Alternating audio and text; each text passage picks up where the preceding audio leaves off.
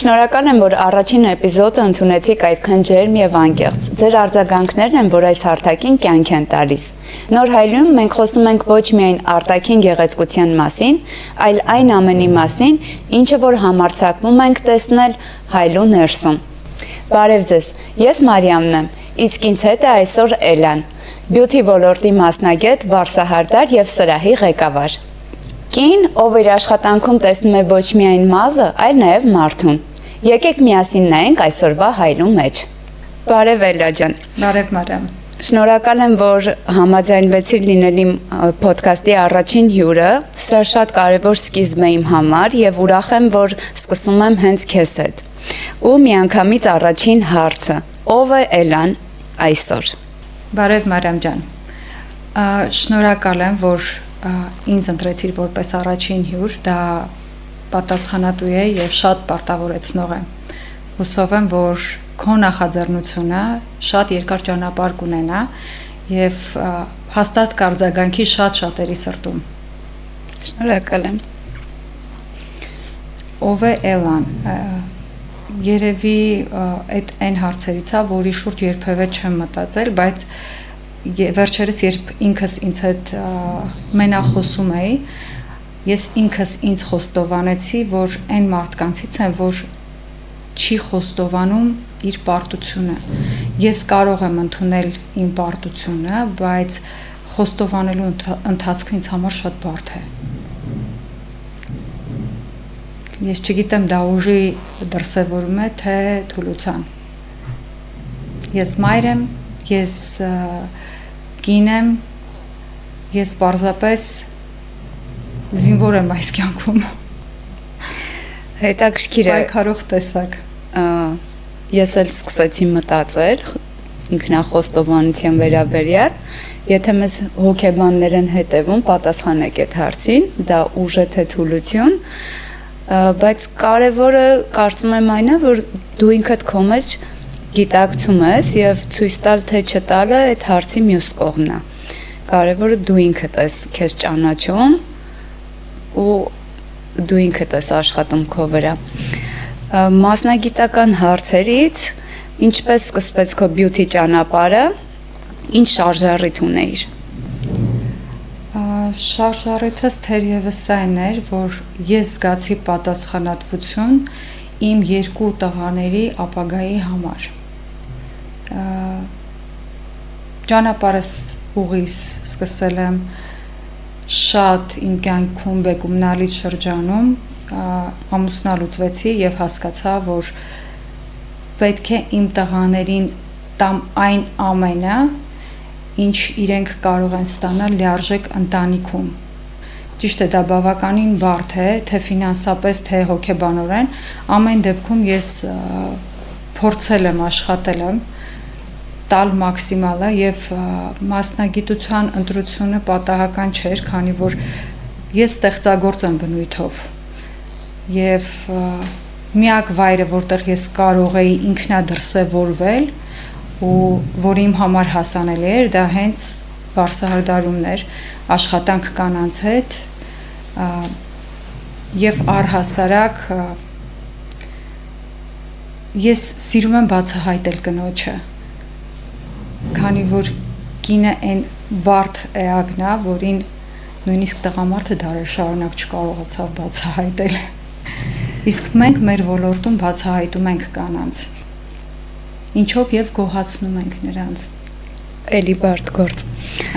Էլա ջան, ասացիր, որ քո կյանքի ամենաբարդ փուլերից մեկում ես այս ընտրությունն արել, իսկ կհիշես այն պահը, որ դու զգացիր, որ դու արդեն ապրում ես այս գործով։ Միշտ եմ ապրել։ Ինձ թվում է ամեն աղջկա բազային կարգավորումների մեջ վարսահարդարումը կա հենց այն պահից, երբ որ ինքը առաջին անգամ մկրատ է տեսնում, ու այդ մկրատը տանում է դեպի իր գլուխը։ Ու առաջին անհաջող կտրած չոլկայից է այդ ամեն ինչը սկսվում։ Իմ փորձը թերևս եղել է այն ժամանակ, երբ որ ես սկսեցի ստեղծագործել իմ քրոջ մազերի վրա։ Ճիշտ է, մի քիչ դառը փորձ էր, բայց ամեն դեպքում հետաքրքիր էր։ Դառում համար։ Միանշանակ քրոջս համար։ Ծավալվեմ մի փոքր, պատմեմ այդ պատմությունը, չգիտեմ այդ հարցը դեռ կներառվի թե չէ, բայց ամեն դեպքում քրոջս մազերը բավականին երկար էին եւ ձեռքս մկրատ ընկավ, որոշեցի սիրունացնել։ Մեր ժամանակ ֆիլմ կար Կասանդրա եւ այդ ֆիլմի գլխավոր հերոսուհին sense հաստ աբադոկներ էր գրում կտորից ու ինչքան քուրս այդ աբադոկս ես ունեի դրանից ու քուրս ինչքան այդ աբադոկն ուզում էր ես իրան չէի տալիս որոշեցի մազերը կտրեմ չոլկա սիրուն կտրեցի ու հետո պարզվեց որ այդ չոլկան շատ կարճ է որպեսզի քուրս շատ չհուսահատվի ու մամայի մոտ չլացի ես այդ աբադոկս հանեցի ու նվիրեցի իրան ասացի որ իրան շատ է սազում Հրաժարվեցիր քո ամենաթանկից այդ պահին։ Այս կյանքում միշտ պետք է ինչ-որ բանով զոհաբերել, զոհողությունների գնալ։ Էլա, իսկ ինչ է քեզ սովորեցրել այս մասնագիտությունը։ Մի քայլ առաջ նայել։ Երևակայել, պատկերացնել, լռել, ամենակարևորը։ Արտահայտվել, երբ որ ուզում են լսել։ Զգալ կնոջ տրամադրությունը։ Իսկ հաճախորդների հետ շփման մեջ ինչն է, որ միշտ հաշվի ես առնում։ Տրամադրությունը։ Այն մարդու տրամադրությունը, ով նստած է իմ ասկաթոռին։ Ինչ կարող է փոխել այդ տրամադրությունը։ Իմ մոտեցումը։ Ճիշտ մոտեցումը, պահի ճիշտ ըմբռնումը։ Սպասարկման ոլորտում սպասարկողը միշտ պետք է անի այն, պետք է մատուցի այն, ինչ իրենից ակնկալում են։ Նրան դրա համար վճարում են։ Ինչ խորհուրդ կտաս սկսնակ մասնագետներին։ Բացահայտել արդյոք այն աշխատանքը, որը իրենք ընտրել են, իսկապես իրենցն է։ Արդյոք արժի այդ աշխատանքում զարգանալու ու կայանալու համար ծախսել միջոց ժամանակ, էներգիա։ Որովհետև շատ ժամանակ սխալ մասնագիտություն ընտրելու դեպքում կորցնում է ժամանակ, ռեսուրս, էներգիա։ Ու հետո խորը հիասթափություն ես ապրում։ Կարծեմ դու նման փորձ ունեցել ես, չէ՞, առաջին մասնագիտություն ունես։ Առաջին մասնագիտությամբ պիտի լինեի մանկավարժ, բայց չդարձա։ Որովհետև ավելի քիչ էիր սիրում, որովհետև կյանքի բերումով չավարտեցի։ Իսկ եթե հետ գնայինք ու հանգամանքներն այլ կերպ դասավորվեր, ունենայիր ընտրության հնարավորություն։ Մանկավարժ թե վարսահարդար։ Մանկավարժ, վարսահարդար։ Ես իրմ եմ դասավանդել։ Բայց դու հիմա ունես այդ հնարավորությունը, չէ՞։ Եվ ես այդ հնարավորությունից օգտվում եմ։ Այսինքն դու հասել ես քո նպատակին, այսպես ասած։ Այո, ես փորձում եմ համադրել եւ կարծում եմ ինձ մոտ ստացվում է, քանի որ այս ընթացքում իմ բոլոր ուսանողները, գրեթե բոլոր ուսանողները մասնագիտության մեջ իրենց վերգտել են։ Էլա, երբ դժվար օրեր են լինում, իսկ այդպիսի օրեր լինում են, ինչն է քեզ բերում ներքին խաղաղության։ Անկեղծ, միանշանակ։ Աղոթքը։ Այն գիտակցությունը, որ ես պատասխանատվություն եմ կրում ինձանից բացի էլի մի քանի մարդկանց համար։ Սթափեցնում է։ Այսինքն դու նախընտրում ես թափվելու ուղին, դեպրեսիայի մեջ չես ընկնում։ Չէ, ես դեպրեսիայի մեջ երբևէ չեմ ընկել։ Ես խաղաղ եմ, հաշտ եմ ինքս ինձ հետ։ Շատ հետաքրքիր է։ Էլ կհիշես հաճախորդի մի պատմություն, որը շատ է տպավորվել քո մեջ։ կհիշեմ, ունեմ մի հաճախորդ, որը եկել է ինձ մոտ իմ կարիերայի սկզբում եւ մինչ օրս ինձ հետ է, երբ իրենք տեղափոխվեցին Երևանից Հրազդան, որոշ կյանքի պայմաններից ելնելով, առաջին անգամ ինքը եկավ ինձ մոտ եւ այդ օրվանից մենք այլևս չենք բաժանվել, նենց ստացվեց, որ պիտի գործերով ինքը վերադառնար Երևան ու մոտ 2 շաբաթ այստեղ մնար, իսկ քանի որ ինքը այն մարդկանցից է, որ միշտ պետք է ֆորմայի մեջ լինի, ինձ մոտ մազերը կտրում ենք, հարդարում ենք գալիս է Երևան, բայց 2 շաբաթվա ընթացքում ինքը պետք է այստեղ էլ հարդարվի։ Երբ որ ինքը 2 շաբաթ անց վերադառնում է ինձ մոտ, մազերը հարդարելուց տեսնում եմ, որ հետևից մի փոքր փունջ երկար մազը մնացել ու ես հարցնում եմ, ասում չես գնացել այնտեղ սրահ, մազերը չեն հարդարել, ասում եմ գնացել եմ, հարդարել են, ասում եմ բայց չեն տեսել այս երկար ավել մազը, որ ուղղակի մի հատ տակից կտրեին, ասում եմ իրանք տեսել են, առաջարկել են, ես ասացի ուրեմն ձևը տենց է, եթե թողել է ելան։ Այստեղ խոսում է վստահության մասին, թե քո հաճախորդները ինչքան են վստահում քեզ։ Էլ իսկ եղել է պահ, որ զգացել ես, որ ինչ որ խոսքից, ինչ որ արարքից, ինչ որ տրամադրությունից հաճախորդի քո մոտ, այսպես ասած, իրավիճակ է փոխվել ներքին։ Միշտ է լինում տենց։ Քո մոտ իրավիճակ փոխվում է, բայց կարևորը այդ պահին ճիշտ կողմնորոշվելն է ու ղեկը քո ձեռքը վերցնելն է, քանի որ հաճախորդի հետագա զգացողությունը կախված է քո անձնական մոտեցումից տվյալ հարցին եւ նրանից, թե ինքը ինչ տրամադրությամբ դուրս կգա քո մոտից։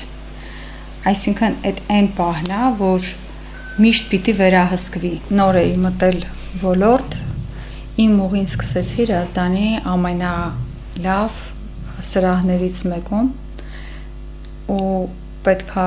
ես կարողանայի այնտեղ ինքնադրսևորվեի ու լավ տպավորություն թողնեի, ստացվեց այնպես, որ հաճախորդ գրանցեցին ինձ մոտ, երիտասարդ աղջիկ էր, որը հղի էր, շատ սիրուն ձևով ինքը սենց ծաղկամանը փոքրիկ տնային ծաղիկներով, սենյակային բույսով եկավ ինձ մոտ, ծաղիկը դրեց պատշգամբին, շատ սենց սիրուն ձևով նստեց ու ասեց Քույրիկիս մազերը կտրել եք, դուրս եկել է։ Ուզում եմ նույն ձևով իմ մազերն էլ կտրեք։ Եթե ձեր դուրը եկել է, ես ավելի ուրախ եմ ու կաշխատեմ նենց անեմ, որ ձեզ չի հիասթափեցնեմ։ Պատրաստեցի, նստացրեցի, սկսեցի աշխատանքս։ Ես լինելով մաքսիմալիստ, շատ մանրակրկիտ եմ աշխատում ու երբ որ սկսեցի աշխատանքը, զգացի աղջկա անհանգստությունը, անընդհատ մազերը 2 ձեռքով բերում էր, ցած չափում էր, ու ես իրան հանգստացնում եմ, ասում եմ, դե դեռ մի կողմն եմ կտրել, այն մի կողմ չեմ հասել, որ կտրեմ, ու ինքը անընդհատ sense լարված ինչ որ շարժումներ էր անում, ու արդեն այն տիպի լարվեց մթնոլորտը, որ խնդրեցի գոլեգայից, որ ինքը գա ստուգի, որպեսզի այդ աղջիկը հասկանա, որ ամեն ինչ նորմալ է ընթանում, իր հունով է ընթանում, բայց աղջիկը շատ լարված էր, ես էլ մտածում եմ հղի, հանկարծ մի բան չլինի, всё-таки գարմանալի ֆոն է եւ այլն, դիքը նրբություններ կան ու անընդհատ ես անհանգստանում եմ, որ հանկարծ չներվայնանա, բայց իրավիճակը դուրս եկավ կոնտրոլից ու աղջիկը սկսեց լացել բարձր ձենով, որ մենք փչացրեցինք իր մազերը, ինքը կբողոքի, սրահի տնօրենը մոտեցավ, բայց ես արդեն աշխատանքս ավարտել էի, գոլեգա ստուգել էր, ամեն ինչ նորմալ էր, ու սրահի տնօրենը մոտեցավ, հարցրեց ինչու՞մն է խնդիրը, ասեց, աղջիկը լացելով ասեց, որ իրան դուր չի գալիս կտրվածքը։ Ստուգեցին ամեն ինչ նորմալ է, բայց դա իրան ոնց որ չէր փարատում։ Մի խոսքով սկսեցին արդեն սպառնալիքները, որ սրահը կփակեն, որ կբողոքի եւ այլն, ու ես այդ պահին իմ ամենասենց անհանգստացնող, ինձ անհանգստացնող փաստն էր, որ ինքը հղի է ու հանկարծ չվնասի ոչ իրեն, ոչ պտղին։ ու ես անդադ փորձում եմ իրան հիշեցնեմ, որ դու հղի ես, հանգիստ եղի, ինչ ուզում ես արա, բայց այս պահին կարևորը հանգստացի, որովհետև քեզ անհանգստանալ չի կարելի։ Այդ պահին այս աղջիկը պատտվում է, ինձ ասում է, դու մի անհանգստացի, ես քո դեմ ոչինչ չունեմ, բայց ես այս սրահը պիտի փակել տամ։ Մի խոսքով այս աղջկան ճանապարհեցինք, ես սկսեցի լացել ու ես չեմ հիշում երբ եմ ես այդքան հուզված լացել։ Մի քանի օր անցնում է, մեր ծանոթներից մեկը գալիս է ու նմանատիպ իրավիճակ է նկարագրում, որ խանութ է մտնում մի հղի աղջիկ, որը սկսում է բողոքել խանութի հակահիգիենիկ պայմաններից, սննդամթերքի ժամկետի վերաբերյալ ինչ որ պրետենզիաներ ներկայացնում, հետագայում պարզվեց, որ այդ աղջիկը պարզապես աֆերիստկա էր ու ինքը այդ ձևով վարվում էր, որպեսզի չվճարեր։ Ինչ հետևություն արեցի ես այս ամբողջ պատմությունից, ես հասկացա, որ պետք չէ չափազանց տրվել էմոցիաներին եւ ցանկացած դժվարություն հաղթահարելի է, եթե պահին թուլություն չես դրսևորում։ Շատ կարևոր է, որ ճիշտ պահին կարողանաս կողմնորոշվել եւ թուլություն չդրսևորես։ Իրականում նմանատիպ դեպք իմ հետ էլ ա եղել, շատ լավ սրահում Երևանում նոր գործի էի ընդունվել ու երևի մի շաբաթ չէր անցել, մի կին ա եկել մազերը կտրեցի, ինքը աշխատում էր զինվորական հոսպիտալում, որտեղ այս պատմության վերջում միշտ ինձ այդ փաստներ են, որ ասում եմ հետաքրքրում, ինքը այնտեղ ոնց է իրան դրսևորում։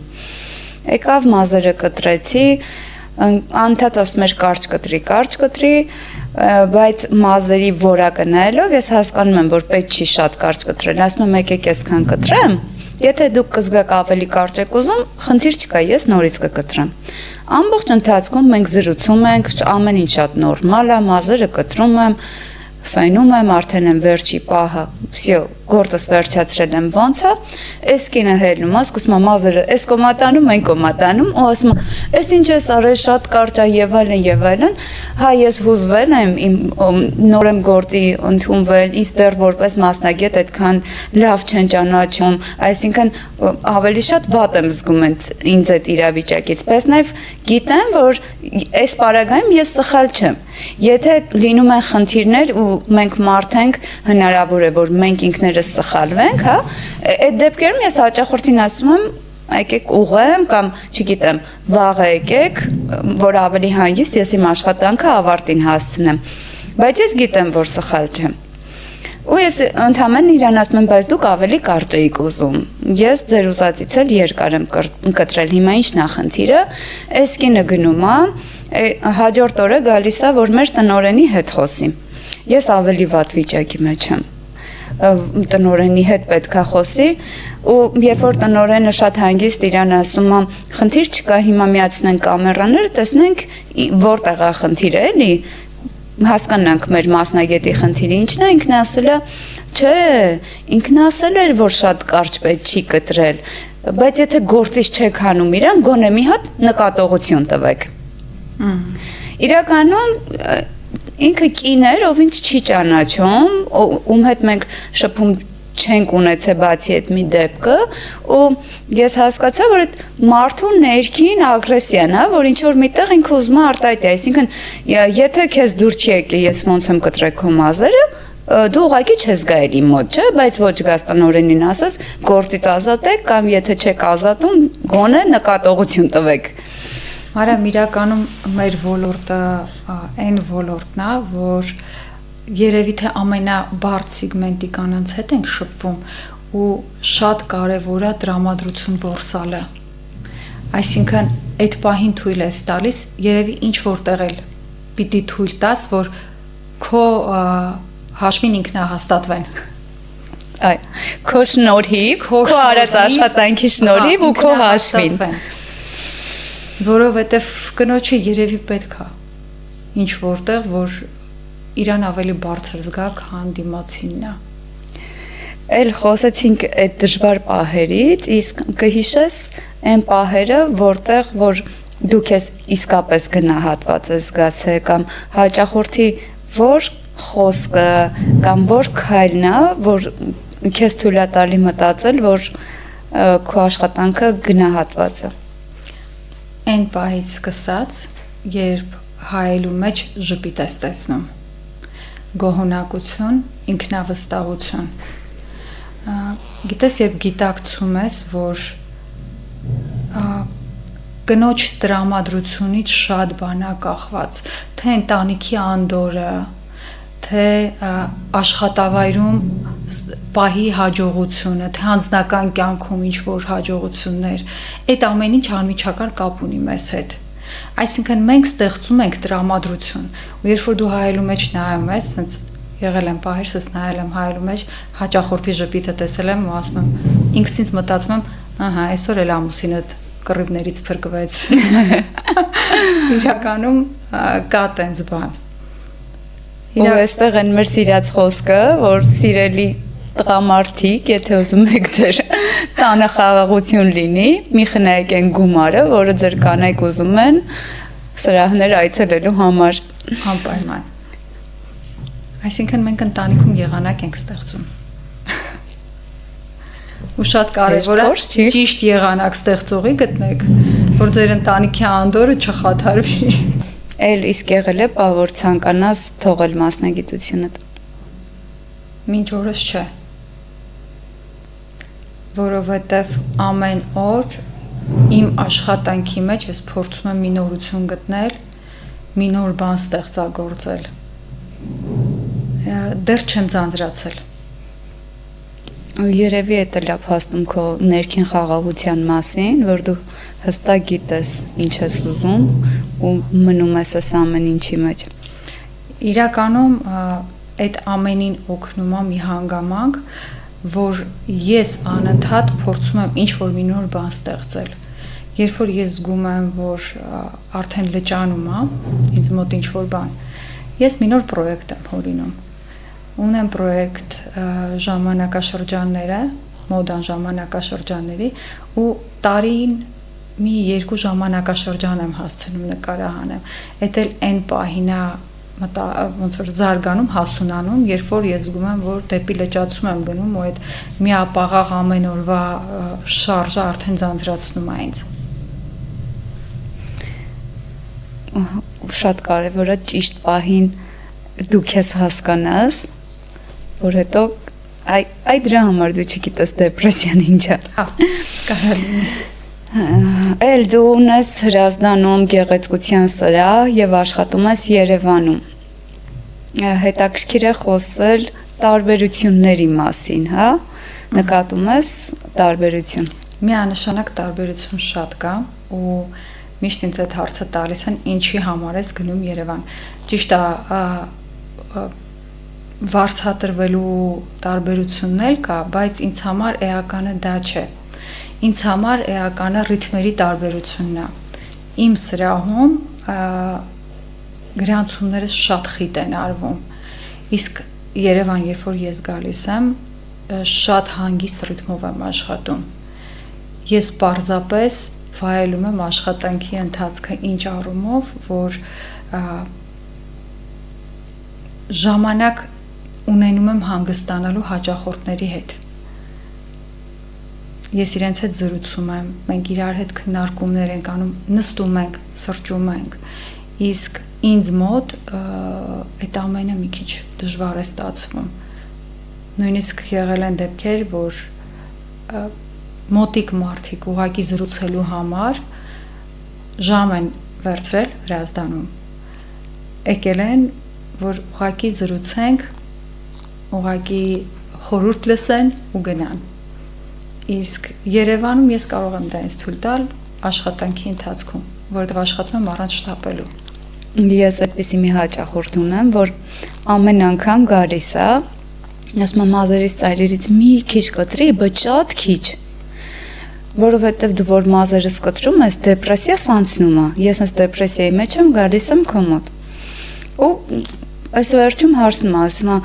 հետաքրքիր է ուսումնասիրել ես ինչից կլինի էլի որ մազը կտրում ես մարդու դեպրեսիան անցնում է այսինքն ինքս ամբողջ ընթացքում մտածել է որ իր դեպրեսիան անցնելու պատճառը այդ մազերի տակի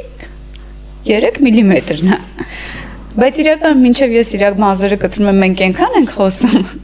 որ ինքը շատ լավ տրամադրությամբ գնում է մտածելով որ այդ իր վատ էներգիան թողեց այն ավելորդ մազերի մեջ այնպես որ ծանոթ պատմություն է դեպքը որ մեր մասնագիտության մեջ շատ կարևոր է լինել հոգեբան ճիշտ է իրականում եթե հոգեբանել չես մեր գործի մեջ միանշանակ կդառնաս իսկ ոնց ծագեց այն միտքը, որ ունենաս քո գեղեցկության սրահը, որտեղ ասացիր ի սկզբանե սկսել ես աշխատել լավ սալոններում։ Այո, դրանում ես շնորհակալ եմ քրոջս եւ քրոջս ամուսնուն։ Պարզապես մի գեղեցիկ օր քրոջս ամուսինը որոշեց ֆինանսավորել, օգնել, որ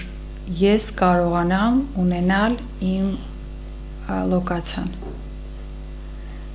Մենք վերցրեցինք վարձույթով մի տարածք, որը ուներ 2 հարկ, առաջին հարկում քույրս էր աշխատում,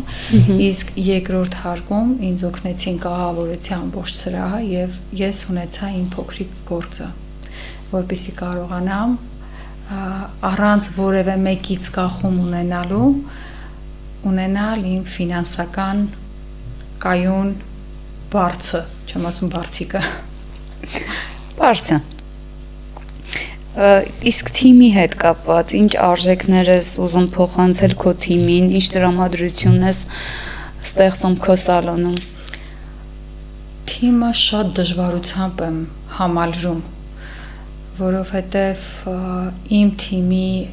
աղջիկները բոլորը անհատներ են ձևավորված ու իրանք են մարդիկ են ովքեր իմն են։ Մենք իրար գտել ենք ամենամեծ ձեռքբերումս դա անկեղծությունն է, որ մեր հարաբերությունները կառուցվում են անկեղծության, հարթության վրա։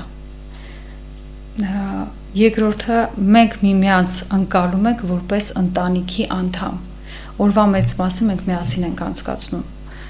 Շատ ժամանակ ավելի շատ, քան մեր տներում։ Ու այդ փոխադարձ օգնությունը, փոխադարձ поддержка ոնց են ասում, չգիտեմ հայերեն։ Հենց օգնությունը։ Փոխանբռնումը, հոգատարությունը, այդ ամեն ինչը օգնում է, որ աշխատանքը ուղղակի աշխատանքից վերածվի առօրյայի մի մասի, կյանքի մի մասի, որը պարզապես ապրում ես, ոչ թե որպես պարտականություն կատարում ես։ Որովհետև մենք գիտենք, որ այդ պարտականությունները մեր ենթագիտակցությունը ուղղակի չի ուզում ընդունի։ Այսինքն նույն գործին մենք կարող ենք գնալ սիրով, բայց երբ որ գիտակցում ենք, որ մենք պարտավոր ենք, որ այս ժամից այս ժամն աշխատենք, արդեն այդ ծերը ինչ որ պահի իր դիրքերը զիջում է, որովհետև այդ ենթագիտակցությունը անդադ քեզ հետ է մղում, ասում է՝ մի արա, պարտավորված ոչ մի բան մի արա։ Այդ շատ կարևոր է, որ առավոտ զարթնես ու ուզես գնաս գործի։ Բացի դրանից ես շատ եմ արժևորում յուրաքանչյուրի ժամանակը եւ միգուցե ես սխալ եմ, բայց երբեք ժամանակային սահմանափակում չեմ դրել որևէ մեկի առջև։ Այսինքն ամեն ոք կարող է տնօրինել իր ժամանակը այնպես, ինչպես ուզում է։ Երևի դա պատճառը, որ այդ մասնագիտական հիասթափություն չի լինում, որովհետև մարդիկ կարողանում են իրենց ժամանակը սպառել ըստ իրենց ցանկության։ Իսկ դա ամենակարևոր ռեսուրսն է, ամենաարժեքավոր ռեսուրսն է ժամանակը մեր կյանքում։ Իրականում տես ասում ես կարող է սխալ, բայց այդ սխալն ու ճիշտը շատ հարաբերական է, կարևորը արդյունքն է։ Այսինքն նույնիսկ քո ընտրած գրաֆիկով դու ունես արդյունք, որից գոհ ես, ու ով կարի ասի, որ դա սխալ է։ Ու հետո ես իմ պրակտիկայի ընթացքում հասկացել եմ մի բան, որ կա մեծ տարբերություն, դու աշխատում ես այն սալոնում, որտեղ տնորենը մասնագետ է, թե տնորենը։ Որովհետև մասնագետները, երբ որ անցնում են ճանապարհ, ստեղծում են իրենց անկյունը, հետո այդ անկյունը ավելի է մեծանում ու իրենց գոլեգաներին ոչ թե վերաբերում են որպես աշխատողի, այդ քո ասած ինչ որ ժամից ժամ հստակ աշխատել, կոնկրետ կանոններ, հաշվի չառնել տրամադրությունը, տրամադրվածությունը ու ոչ մի բան։ Այս դեպքում չկային մարդկանց մոտ, ովքեր գործին նայում են որպես բիզնես, որպես եկամուտի աղբյուր։ Կատեց բան։ Բացառություններ բնականաբար կան երկու դեպքում էլ, բայց իմ պրակտիկան այսպեսի հետևություն եմ արել, ես ամեն դեպքում ստեղծագործ մարդուն սահմանափակել չի կարելի։ Դա բերում է էմոցիոնալ այրման։ Էլ ո՞րն է եղել ամենամեծ վախը, որ այս ոլորտում դու հաղթահարել ես։ Բարդ հարցեր։ Չգոհացնել հաճախորդին, երևի թե ուրիշ վախեր չեմ ունեցել։ Բայց այդ վախն էլ հաղթահարել եմ ժամանակի հետ։ Ուրեմն ովքեր ինձ առաջ չեն ճանաչել ու հիմա են ճանաչում, ուղղակի կարող է այս պատմությանը չհավատան, բայց ես Բարսարդարում սովորել եմ հենց դպրոցից հետո։ Ու այն ժամանակ ես եղել եմ շատ կոմպլեքսավորված, շատ չշփվող ու իմ ամենամեծ վախը հիմա շատ ծիծաղալի է, երբ որ իմ վարպետը ինձ ասում էր հաճախորդների հետ պետք է շփվել, պետք է հաճախորդին նայել հայլու մեջ, որ իմանաս ոնց ես աշխատում, ու ես ամբողջ օրը մտածում էի, ես ամաչում եմ հաճախորդին հայլու մեջ նայեմ, ես իր հետ ինչ պետք է խոսեմ։ Հիմա ամեն անգամ, երբ իմ գոլեգաները կողքից անպայման նկատում են դա, ասում են, ինչ հաճախորդ գա, ինչ տարիքի, ինչ տրամադրության, դու միշտ կարում ես խոսալու թեմա գտնել։ Երևի այն ժամանակ այնքան վախ եմ ունեցել։ Հիմա վախերդ հանել ես։ Հիմա հերիք չի հանել եմ, մի հատ էլ գերազանցել եմ։ Եթե առաջ մեկը ինձ ասեր, որ թեկուզ այս ֆորմատով մենք նստելու ենք խոսանք, ես ուղղակի չէի հավատալ, որովհետև այդ կոմպլեքսները շատ է եղել իմ մեջ։ Այնպես որ այս մասնագիտությունը կարա, այն որ ասում է, գլխի վայր փոխի մարդուն։ Միանշանակ։ Պատմեցիր քրոջդ ընտանիքի հետ կապված ու այս հարցը, թե ում շնորհիվ է, որ այս ճանապարհը այսպես ասած ընտրել ես, հաղթահարել ես ու կաս այնպեսի ինչպեսին կաս, իրանք են, թե ուրիշ մարդ կա։ Չէ, միանշանակ քուրս իմ կյանքում առանցքային դեր ունի, ասեցի առաջի փորձս եղել է իր մազերի վրա, բայց կարծում եմ ավելի շատ այն զգացողությունը, որ դու կարողանում ես գեղեցկություն կերտել ու այդ գեղեցկությունը գնահատվում է, ինձ թվում է հենց դա է եղել առաջին խթանը, որովհետև ես հիշում եմ այն ժամանակ, երբ որ ես վերցրեցի տարեկետում եւ չգնացի դասի, այդ ժամանակ ես սկսեցի ինձ համար զբաղմունքներ փնտրել, թարգմանում էի լեկցիաներ, ժամանակին եթե կհիշես, լեկցիաները Արդյոք դժվար դու հիշես, մեր ժամանակ լեկցիաները հիմնականում ռուսերեն լեզվով էին, ու երբ որ փոխվեց արդեն ռուսերենից հայերեն, ես թարգմանում էի լեկցիաները, որպեսզի հայկական կրթություն ունեցող ուսանողները կարողանան ռուսերենից թարգմանված լեկցիաները յուրացնեն։ Զգացի, որ դա իմը չի, որտեղ ցանցրանում է, հետո սկսեցի հարևանների մազերը կտրել, զգացի, որ գնահատվում եմ, սկսեցի ծանոթների մազերը կտրել, զգացի, որ ստացվում է ու այն աստիճանի է ստացվում, որ գալիս են նորից ինձ մոտ։ Ինձ պարզապես այդ ընթացքը դուր եկավ, բայց մի բան էր ինձ հետ պահում, ժամանակին մեր մասնագիտության կանանց մասին շատ վատ կարծիք կար, այսինքն այս մասնագիտություն գալիս էին այն կանայք, ովքեր որ դպրոցում չունեին առանձնապես փայլուն արդյունքներ։ Գալիս էին այն աղջիկները, ովքեր կայացած չէին անձնական կյանքում։ Այսինքն այդ կարծրատիպերը, որ կար մեր ժամանակ, խանգարում էին, որ ես քայլանեի դեպի այս ոլորտ։ Հաղթահարեցի։ Պատկերացրու հաղթահարեցի ու նույնիսկ հանդգնեցի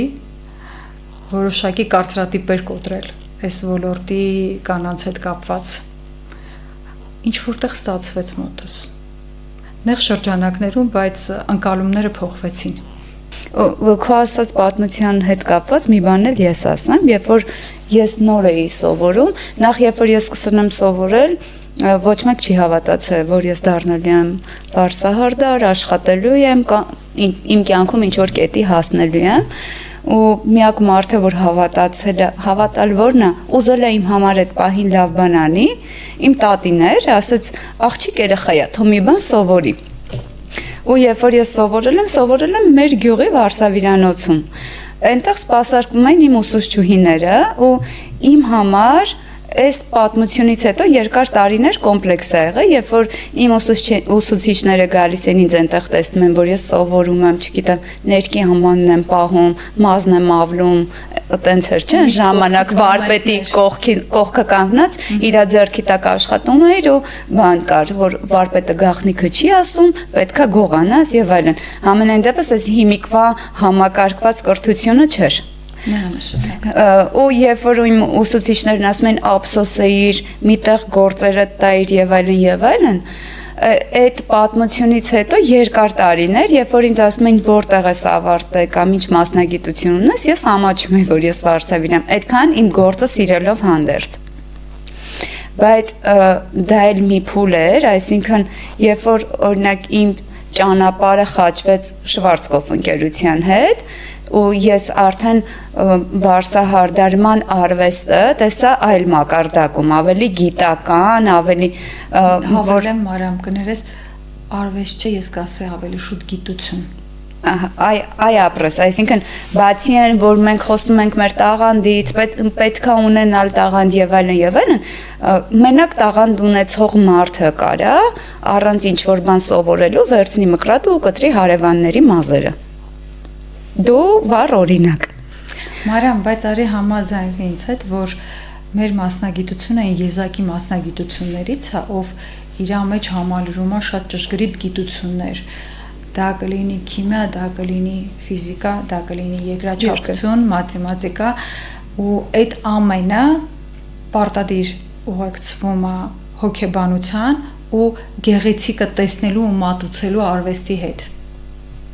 Այսինքն դու պատկերացնում ես մենք ինչքան խորը մասնագիտություն ունենք, այսինքն ինչքան խորը մասնագիտության մաս ենք կազմում։ Այսպիսի մի հարց, ի՞նչն է քեզ ոգևորում ամենօրյա աշխատանքում։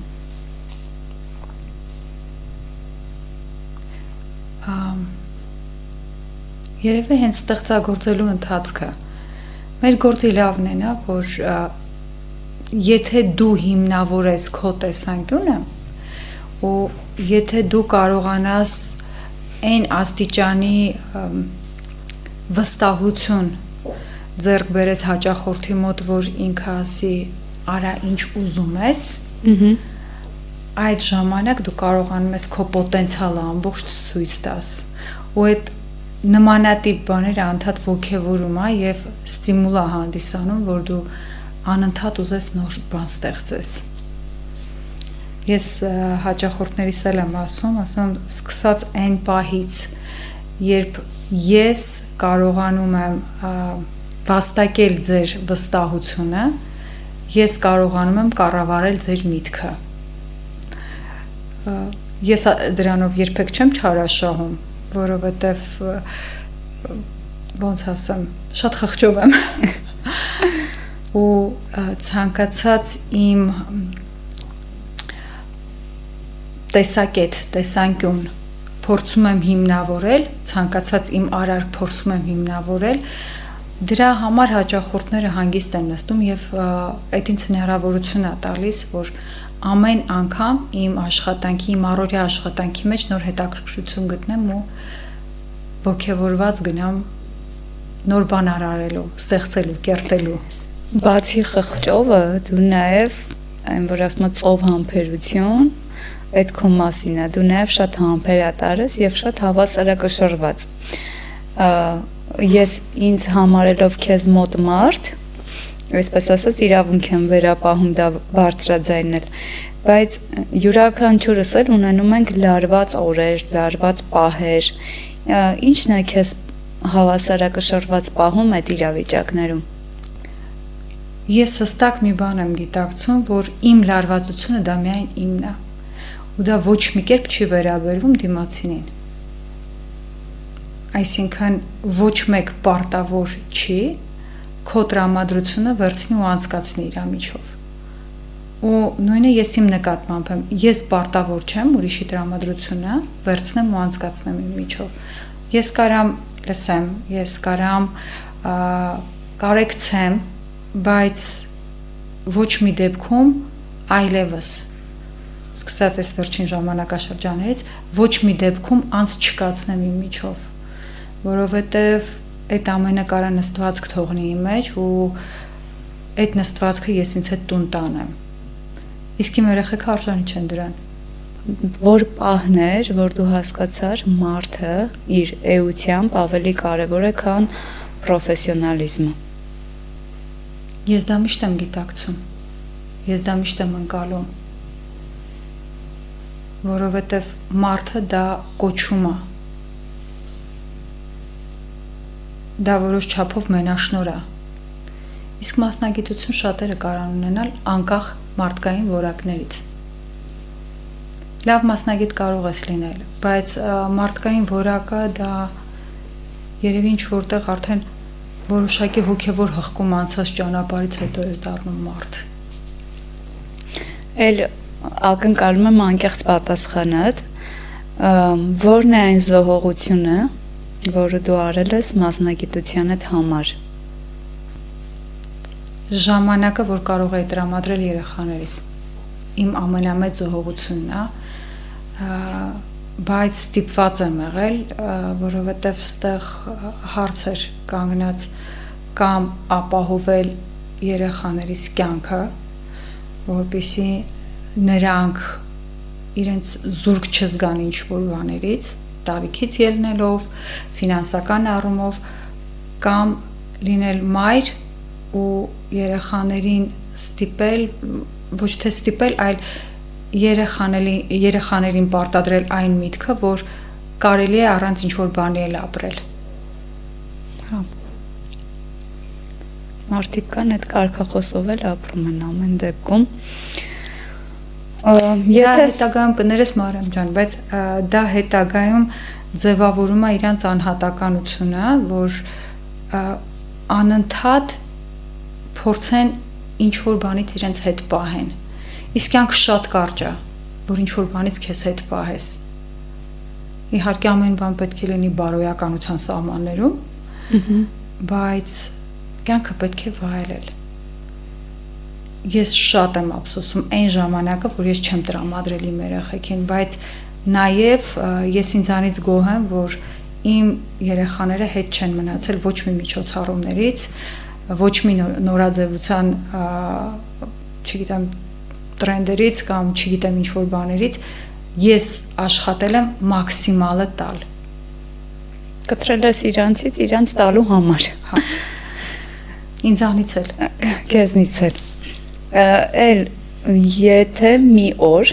քո ապագա եսը քեզ հարցնի, արժեր այս ճանապարհը։ Միանշանակ։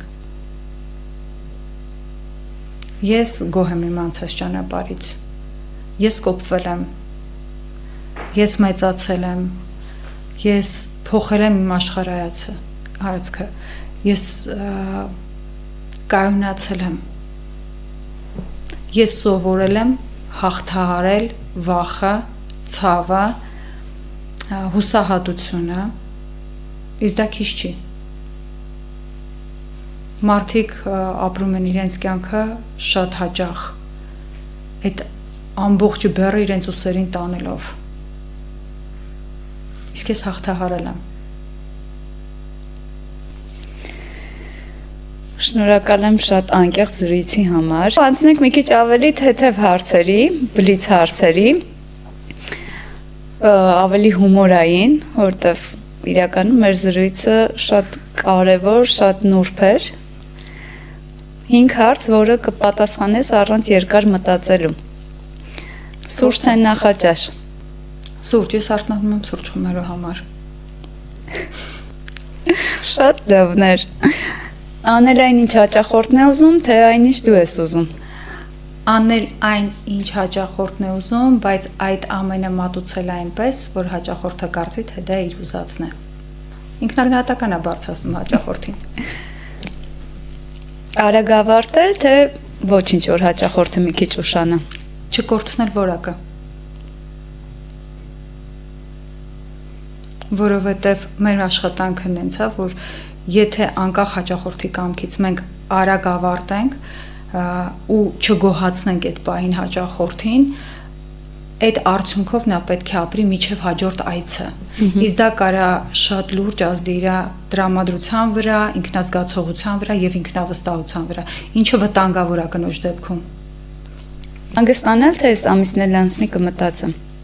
Մեր պարագայում այս ամիսն էլ անցնի որ կմտածեմ։ Ճիշտ է, բոլորիս մոտ։ 5 միտք, որը կշարունակես։ Բյութի ոլորտում աշխատող կինն ուժեղ է, որովհետև ունի ֆինանսական անկախություն։ Ամենակարևոր դասը, որ սովորել եմ աշխատանքիցս դա։ Լռել, երբ ուզում ես խոսել, եւ խոսել, երբ պետք չէ լռել։ Եթե նորից սկսեի առաջին հերթին, ավելի լուրջ կվերաբերվեի մասնագիտությանը։ Իմ հաջողության գաղտնիքը Համբերություն, նպատակասլացություն եւ տեսլական։ Այս ոլորտը ինձ սովորեցրեց, որ պետք է մարդկանց ընդունել այնպես, ինչպես իրենք են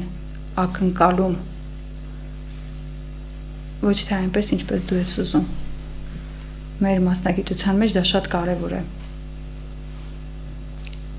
Շատ ապրես, շատ հետաքրքիր էր։ Շնորհակալ եմ այս նախաձեռնության համար, շնորհակալ եմ, որ պատիվ ունեցա լինել քո հաղորդման բացման առաջին հյուրը։ Ես շատ հուսով եմ ու համոզված եմ, որ այս հաղորդման արձագանքները դեռ շատ երկար կլսվեն ու շատ երկար ճանապարհ կանցնես։ Դու այս հաղորդման շրջանակներում ուզում եմ, որ իմ գոլեգաներին ճանաչեն եւ այլ առհասարակ մարդկանց ճանաչեն մեկ այլ ռակուրսից։ Ոչ թե նենց ոնց որ մենք սովորենք, որ մեզ պիտի տեսնեն, այլ նենց ոնց որ մենք կանք, ոնց մտածում ենք, այդ հնարավորությունը միշտ չենք ունենում։ Հաճախորդին ցույց տալու, թե մենք իրականում ինչ ենք մտածում ու իրենց հետ աշխատելուց ինչ մտորումների ու պայքարների մեջ ենք լինում։ Իրականում նոր հայլու գաղափարը հենց դրա մասին է, որ մենք ունենանք հարթակ բացահայտելու մեր գոլեգաներին։ Ինչքան էլ որ չեմ ուզում, բայց այսքանը, իսկ ձեզ շնորհակալություն, որ մինչև այս պահը մեր հետ էիք, շարունակեք հետևել մեզ, անպայման կոմենտներում եղեք ակտիվ, որովհետև մենք ունենք ավանդույթ։ Յուրաքանչյուր էպիզոդից հետո մեկ ակտիվ հետևորդ կընտրվի եւ կսպասարկվի մեր հյուրի կողմից, ըստ դեպքում Էլայի։ Վերջում ուզում եմ շնորհակալություն հայտնել VT ստուդիոյին այս գեղեցիկ տաղավարի համար, Անիկ Համալյանին, ով որ նկարում է մեր հետ եւ կներկայացնի այս էպիզոդը գեղեցիկ։ Իսկ դուք մնացեք մեր հետ, որտեղ մեր հայրին դեռ շատ բան ունի ասելու։